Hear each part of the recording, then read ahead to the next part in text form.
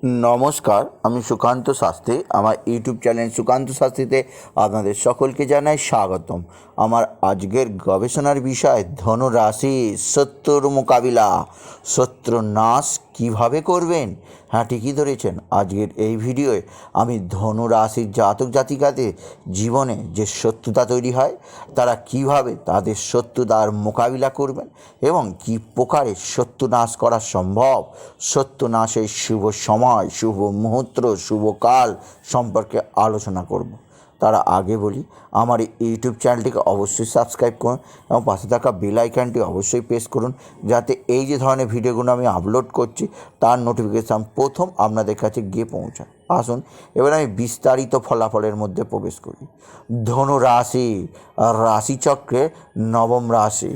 ধনু রাশির প্রতীকের মধ্যেই রয়েছে এক যোদ্ধার ছবি, যে যোদ্ধা অর্ধ মানুষ অর্ধেক অবশ্যই ঘোড়ার, অর্থাৎ ঘোড়ার পা এবং ওপর মানুষের শরীর নিয়ে তৈরি ধনু রাশি।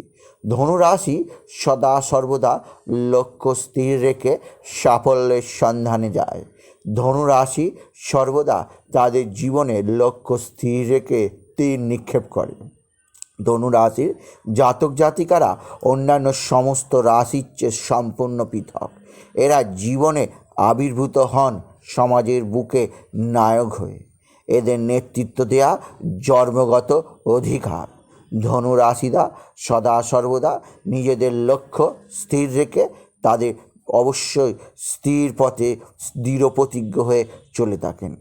এই কারণে ধনু রাশিদের পদে পদে জীবনের প্রতি ক্ষেত্রে শত্রুতার সম্মুখীন হতে হয়। শত্রুতা আসে কর্মক্ষেত্রে, শত্রুতা আসে অর্থনৈতিক জীবনে, শত্রুতা আসে প্রফেশনাল লাইফে, শত্রুতা আসে এমনকি গৃহস্থেও। অর্থাৎ ধনু রাশিদের সর্বক্ষেত্রে শত্রুতার সম্মুখীন হতে হয়। এই শত্রুর সঙ্গে লড়াই করতে ধনু রাশিরা কখনো পিছপা হয় না, কারণ ধনু রাশিরা যোদ্ধা।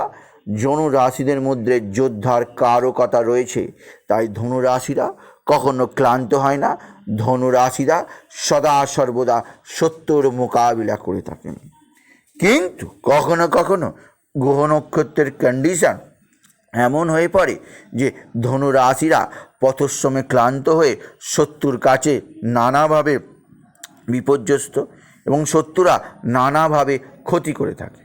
তাই শত্রুর মোকাবিলা করা ধনু রাশিদের একান্ত আবশ্যক এবং কীভাবে শত্রুর মোকাবিলা করবেন তা জানা একান্ত প্রয়োজন।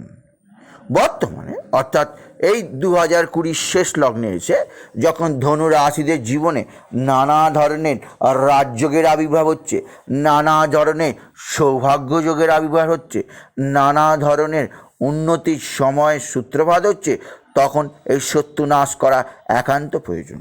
কারণ শত্রু রেখে কোনো কর্ম হয় না। আপনার শত্রু সদা সর্বদা আপনার কর্মের উন্নতিতে বাধা দেবে। আপনার শত্রু সদা সর্বদা আপনার শান্তির জীবনে তার অশান্তির ছায়া নামাবে। তাই শত্রু নাশ করা এখনই প্রয়োজন। ধনু রাশিদের কাছে সুবর্ণ সুযোগ এই নভেম্বর এবং ডিসেম্বর মাসে শত্রু নাশ করা। তার কারণ বর্তমানে ধনু রাশির ষষ্ঠ স্থান অর্থাৎ বৃষ রাশিতে বসে আছে স্বয়ং রাহু। রাহু পাপ গ্রহ, রাহু রাক্ষসে গ্রহ। রাহু অবশ্যই ধনু রাশিদের ষষ্ঠে অবস্থান করার ফলে, যেহেতু ষষ্ঠ স্থান শত্রুতার স্থান, তাই শত্রুনাশ ঘটানো সম্ভব হবে ধনু রাশিদের। কিন্তু আপনি শত্রু নাশ করবেন কিভাবে? আপনি শত্রু নাশ করতে গেলে আপনার যা প্রয়োজন তা হচ্ছে ঠিক সময় ধনু রাশিদের শত্রুদের মোকাবিলা করার, শত্রু নাশ করার এবং অবশ্যই তার কর্মজীবনে যে শত্রু আছে, তার পারিবারিক জীবনে যে শত্রু আছে এবং তার প্রফেশন জীবনে যে শত্রু আছে, তাদেরকে নাশ করার প্রকৃত দিন হচ্ছে বৃহস্পতিবার। বৃহস্পতিবার আপনাদের জীবনে সর্বোচ্চ শক্তি আসে, আপনার ভাগ্যাকাশে সর্বোচ্চ শক্তি আসে এবং শত্রুর মোকাবিলা করার সর্বোচ্চ শক্তি আপনি পাবেন বৃহস্পতিবার। তাই আজ থেকেই সময় ফিক্সড করে নিন। বৃহস্পতিবার অবশ্যই অপরাহ্নকালে অর্থাৎ 3টে থেকে 6টার মধ্যে আপনি শত্রু নাশ করতে পারবেন। শত্রু নাশ করার আদর্শ টাইম ধনুরাশিদের বৃহস্পতিবার 3টে থেকে 6টা, অর্থাৎ বিকাল যখন পড়ে আসতে চলেছে সেই 3টে থেকে সন্ধ্যা 6টার মধ্যে আপনি শত্রুর মোকাবিলা করুন, অবশ্যই জয়লাভ করবেন। তার কারণ ধনুরাশিরা পৃথিবীর বুকে এসছেন জয়লাভ করতে। ধনুরাশিরা নায়ক, ধনুরাশিরা কখনো কোনো কিছুতে পিছপা হয় না। এই শত্রুর মোকাবিলা করতে আপনাকে অবশ্যই একটি বিষয় মনে রাখতে হবে, যেহেতু আপনারা আবেগপ্রবণ, আপনারা অবশ্যই মাঝে মাঝে শত্রুর মোকাবিলা না করে শত্রুকে নগণ্যভাবে ছেড়ে দেন, এই ভুল কখনো করবেন না। এবং যখন শত্রুর মোকাবিলা আবির্ভাব হবেন, অর্থাৎ বৃহস্পতিবার যখন শত্রুকে নাশ করবেন, তখন অবশ্যই যেন আপনার মধ্যে কোনো আবেগ কাজ না করে এবং আপনি যেন হলুদ বর্ণের পোশাক পরিধান করেন। হলুদ বর্ণের পোশাক ধনুরাশিদের জীবনে সবচেয়ে বেশি উন্নত কারক হয়। এবং যেদিন আপনি শত্রু নাশ করতে যাবেন সেদিন আপনি হলুদ বাটা অবশ্যই কপালে মেখে স্নান করবেন। সুতরাং আপনি বৃহস্পতিবার হলুদ বাটা কপালে মেখে স্নান করে হলুদ বস্ত্র পরে অবশ্যই শত্রুর মুখোমুখি হবেন। শত্রুর মুখোমুখি হবেন আপনি কোথায়? ধরুন আপনার মামলা মোকদ্দমা করছেন কোর্টে, অবশ্যই আপনি জয়লাভ করবেন।